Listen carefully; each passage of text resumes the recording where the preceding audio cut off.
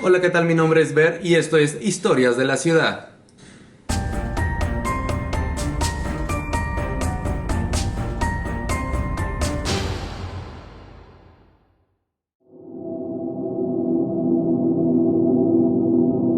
Hola, ¿qué tal? Pues hoy vengo con una nueva sección de este canal y se llama Historias de la Ciudad. En esta nueva sección les vamos a contar, o les voy a contar más bien, historias que han sucedido y que algunas se han convertido en leyenda, otras que son mitos, otras que simplemente son realidad y que se han convertido en situaciones que han generado una investigación hasta policíaca. Y bueno, pues hoy les traigo una historia muy curiosa de aquí de la ciudad de Puebla, una historia que realmente a muchos nos provocó cuando éramos pequeños como cierta curiosidad el conocer, y es algo llamado, o bueno, más bien fue llamada la Casa de los Enanos.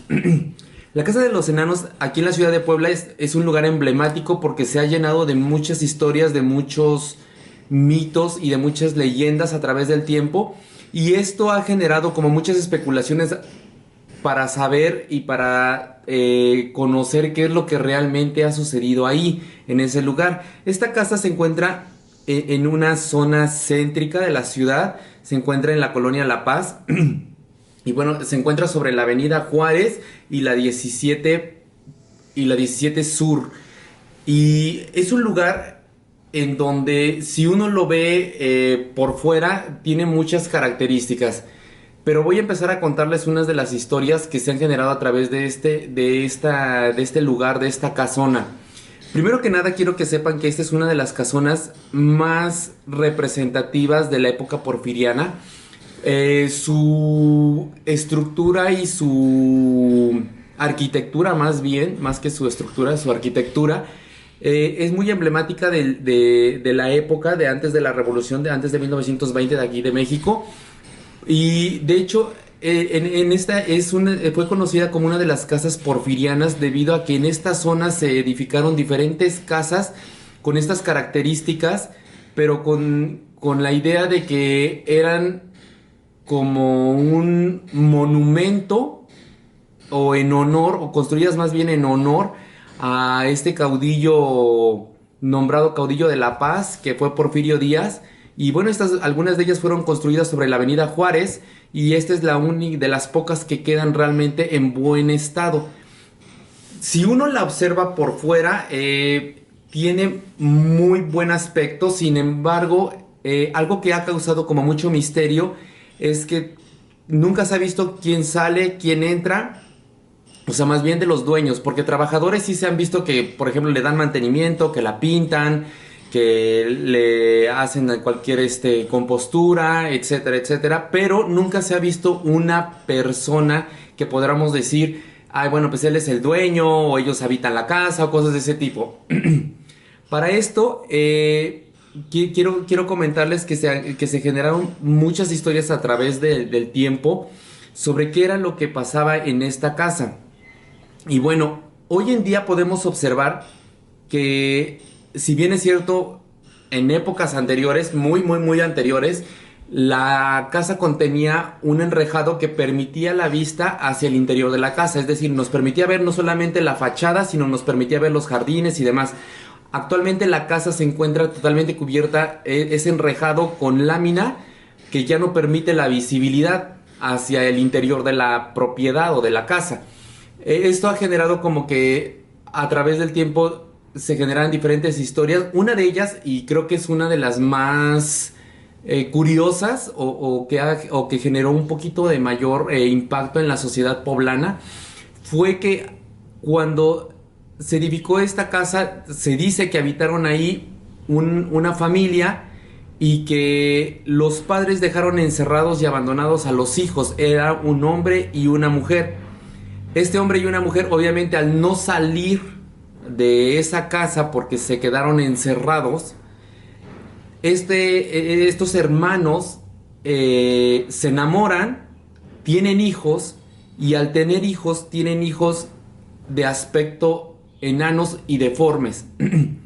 los cuales pues obviamente generaban como mucha curiosidad y misticismo para la época. Les estoy hablando alrededor de 1890, que fue la edificación de la casa, y esto generó como mucho terror alrededor de lo que fue la casa, y uno de los motivos por los cuales cuenta hoy con un enrejado es que precisamente para evitar que se siguiera aterrorizando a la sociedad poblana con la visibilidad hacia el interior de la casa, y para no ver a los niños que supuestamente había tenido esta pareja, fue que colocaron esas láminas alrededor de las rejas. Sin embargo, no es la única historia que ha generado esta casa, o que ha provocado que se cree una historia esta casa. También se habla de que los descendientes de una familia, pues obviamente habían tenido un matrimonio, una hija, y esta hija había nacido igual, ¿cómo se llama? Pues había tenido una hija de aspecto deforme, muy horrorosa, que obviamente cuando la niña se asomaba a través del enrejado de la casa, asustaba a la gente que pasaba alrededor de ahí.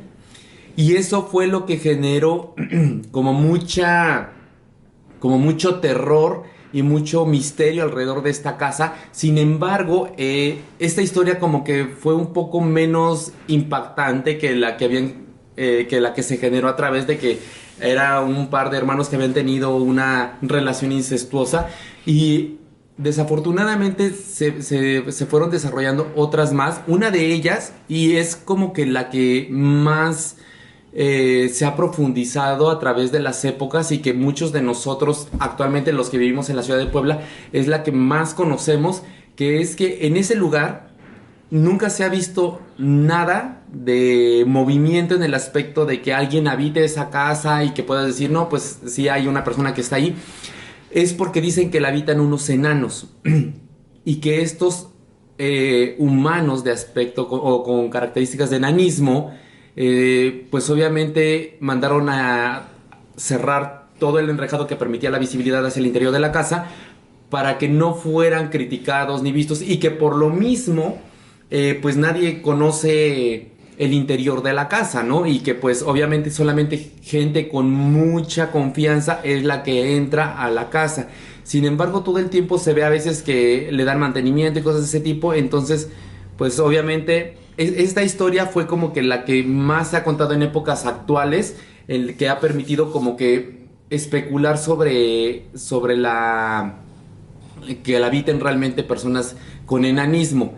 ¿Y a esto a qué se debió? Se debe a que las características de la casa, si uno va directamente a la casa, pues uno se da cuenta que, por ejemplo, las chapas las tienen como muy inferior al tamaño tradicional, o a la posición tradicional que tendría una chapa común y corriente de cualquier casa, a una posición media. Estas las tienen muy por abajo, el buzón lo tienen igual muy abajo, cosas de ese tipo. Otra cosa que causa mucha curiosidad es que la casa cuenta con un medidor de luz, pero no de un medidor tradicional, o sea, que ocuparía una casa tradicional, sino es un medidor de luz trifásica. Eso quiere decir que la construcción o la casa genera un gran gasto de energía, porque realmente tener un medidor de esa capacidad es porque la casa genera un gran gasto de energía eléctrica.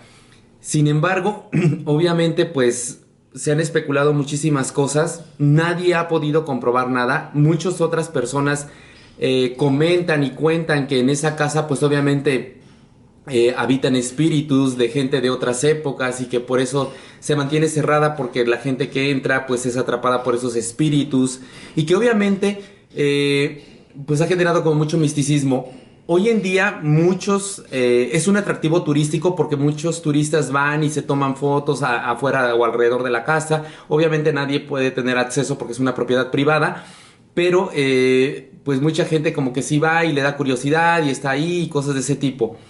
Sin embargo, hace poco tiempo se tuvo una entrevista con uno de los descendientes de la familia que fue dueña de esa casa.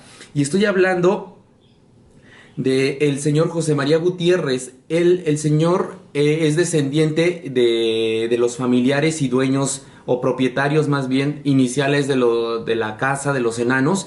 Y él nos cuenta una historia que data de 1890. Esta historia es muy peculiar porque nos cuenta él que llegó a una familia de origen italiano,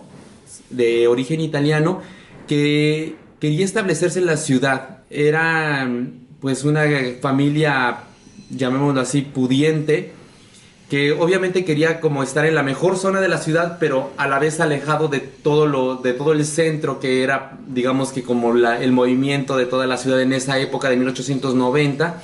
Y entonces la familia Jacopello fue la que se estableció en pues en un terreno, en una propiedad de 1500 metros cuadrados, y mandaron edificar esta casa, esta residencia, con muchas características especiales. La casa fue construida con, con mucha exactitud. Solamente tenían un baño completo. Obviamente se hace suponer que tenían un solo baño, porque obviamente en esa época pues era muy difícil manejar las cuestiones de drenaje y cosas de ese tipo. Entonces esto era suplantado por otro tipo de métodos y de medios que permitían tener como que pudieran atender más bien sus necesidades. Y bueno, esta familia mandó a construir la casa, que contaba con un despacho, una sala, un comedor, 3 recámaras. Y obviamente esta familia Jacopello tuvo un matrimonio. Bueno, era un matrimonio más bien, tuvieron hijos.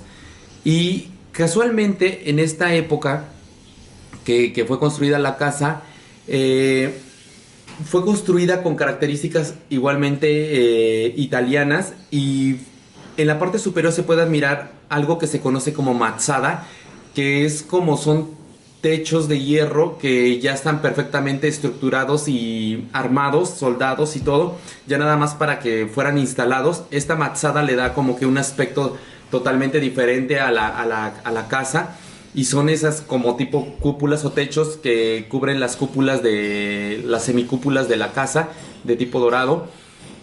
Y desafortunadamente, por cuestiones que se desconocen, la hija de este matrimonio se suicidó en el despacho, y de ahí la casa fue abandonada. Esta familia se fue, vaya, dejaron todo abandonado, nadie supo. Estuvo abandonada durante muchísimo tiempo. Obviamente estamos hablando de 1890. Viene la revolución en 1910 aquí en México, y tras la revolución y todas estas revueltas estuvo abandonada y en completo deterioro. Sin embargo, en 1920 llega un gallego a la ciudad de Puebla, un gallego de condición humilde, que era, o sea, que se quiso dedicar pues al negocio textil más bien. En ese tiempo recordemos que Puebla, durante toda una gran época, era una gran ciudad textil. La mayor fuente y la mayor derrama económica se generaba a través de las empresas textiles aquí en la ciudad de Puebla, y de hecho era como que la actividad económica principal en la ciudad. Y bueno, entonces llegó este gallego de origen humilde, de nombre Rogelio Rodríguez, y él se casó con una profesora, y tuvieron 3 hijos, de los cuales le sobrevivieron 2. Esto, obviamente, ellos llegaron a Puebla, empezaron a hacer negocios, se instalaron allí en la dirección de la 2 Poniente, sí, en la 2 Poniente y la 19 Sur. Ahí construyeron, bueno, ahí vivían, ahí construyeron y edificaron su primera empresa textil. Se convirtieron en un monstruo textil en la ciudad, llamémoslo así. Se convirtieron en uno de los principales textileros de la ciudad, y esto les generó a ellos mucho bienestar económico. Ustedes dirán, ¿a qué viene todo esto? O sea, ¿qué tiene que ver la construcción de la casa, las leyendas y todo? Pues bueno, ahí les va el chisme, dirían por ahí. La historia data que sobrevivieron 2 de los hijos de la señora. Crecieron, y obviamente le dieron una estructura diferente a la casa. Conservaba muchísimas cosas de origen, sin embargo, la señora era muy estricta con el manejo de los niños y cosas de ese tipo. Sin embargo, o sea, me estoy adelantando un poquito, pero antes de eso, la señora se dedicaba directamente a su hogar y pues obviamente se dedicaba a sus hijos y el señor era el que se dedicaba a los negocios. Sin embargo, muere el señor, muere el esposo, muere este gallego, el señor Rogelio, muere y quien se queda a la cabeza de la familia es la señora, la esposa, de nombre Mari Carmen, por cierto. Y ella es la que mantiene a flote tanto la empresa textilera, la fábrica textil, como las tiendas, las cuales les generaban una gran riqueza en ese tiempo. Y es ahí donde ellos logran establecerse, porque su objetivo cuando ellos llegan a la ciudad de Puebla, estos gallegos, su objetivo era ese, o sea, desarrollar riqueza y tomar como propiedad esta casa, la casa de los enanos, y establecerse ahí y tener a su familia y todo. Y es entonces cuando a través de esta empresa que ellos hacen, es ahí cuando ellos logran hacer su objetivo. Logran hacerse de esta propiedad en 1928 y es ahí donde ella manda a hacer detalles muy específicos. De hecho, ella era muy meticulosa en el manejo de la casa. De hecho, ella era una señora que toda su vida, desde que ellos se mudan a ese lugar, que dejan la 2 Poniente y la 19 y se pasan aquí a la Avenida Juárez a la Casa de los Enanos, mantiene un riguroso régimen del manejo de la casa, desde por ejemplo abrir poco las ventanas para que no se dañaran los tapetes, el color de los tapetes y determinadas horas nada más para que entrara determinado grado de luz, el tiempo, cosas de ese tipo.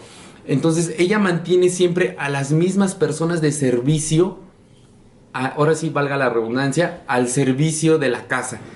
Toda su vida mantiene esto, pero ella manda a hacer, como empieza, pues obviamente ella se queda al mando y todo eso, ella se queda al mando pues de todo el imperio que habían creado su marido y ella, y sobre todo de la familia, y es ahí donde entonces ella manda hacer con un ebanista, como no quería que los niños jugaran adentro.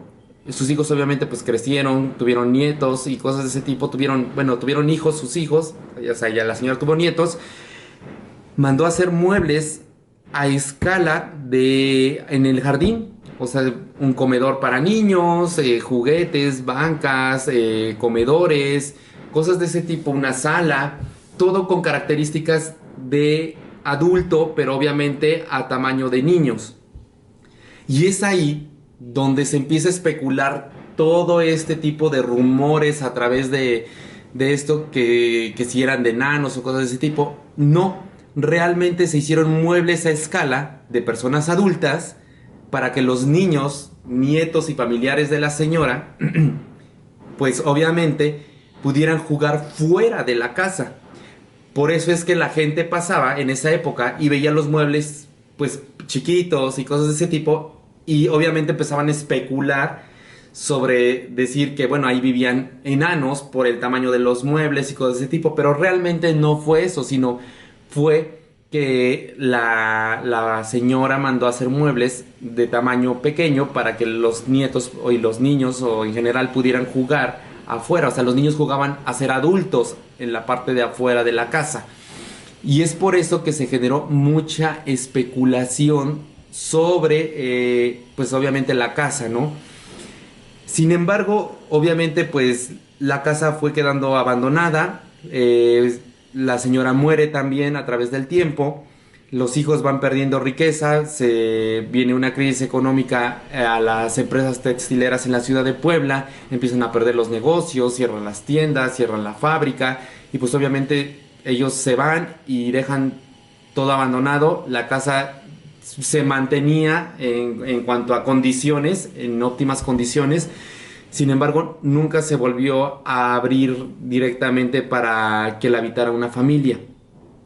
La casa se volvió más famosa cuando en los años 80, en una telenovela que protagonizó Angélica María, Televisa pide hacer grabaciones en esa casa, pues obviamente para hacer este tipo de novelas y cosas de ese tipo. Sin embargo, el permiso es otorgado, pero solamente para que las grabaciones se hicieran en los jardines y en toda la parte exterior de la casa. Todo lo que se vio en esa novela de la filmación de la casa de interiores fue una recreación que hicieron ellos en los estudios de allí de Televisa. No es digamos que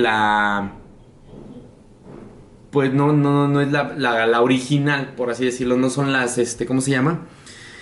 No son la casa, no es la casa original lo que se ve en ese programa, ¿no? En esa telenovela.